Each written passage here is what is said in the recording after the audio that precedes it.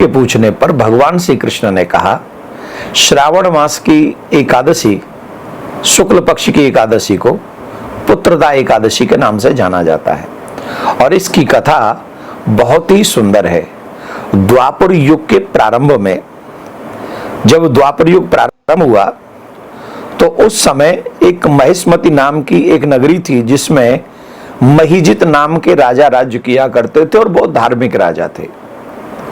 लेकिन उनको एक दुख था, उनके घर में कोई पुत्र नहीं था। तो राजा इस बात से दुखी रहते थे कि इतना बड़ा साम्राज्य है, सुख है, रानियां हैं, सब है, लेकिन पुत्र न होने के कारण ये सब मुझे सुख नहीं, दुख देता है।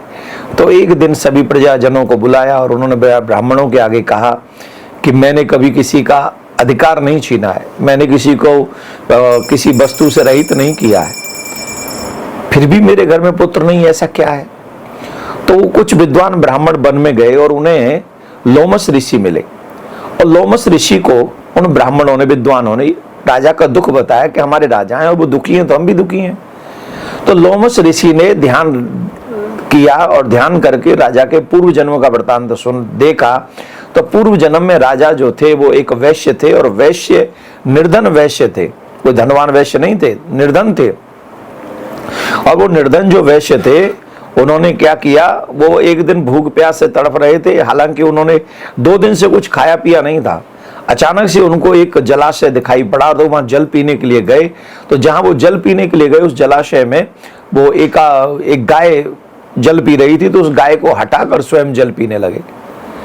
हालांकि जिन 2 दिनों में वो भूखे रहे थे उनमें से एक दिन वो एकादशी का था।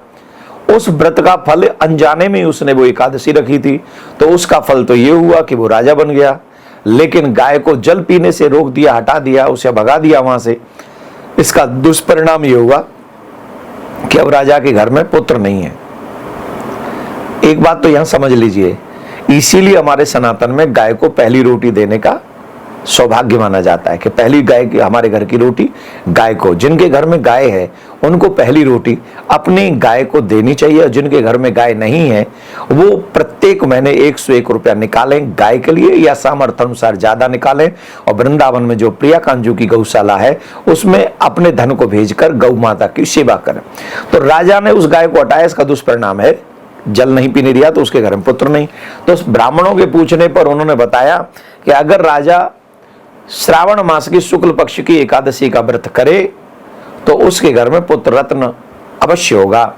तो ब्राह्मणों के कहने से राजा ने यह व्रत किया और राजा के घर में बहुत सुंदर और सुयोग्य संस्कारी पुत्र हुआ।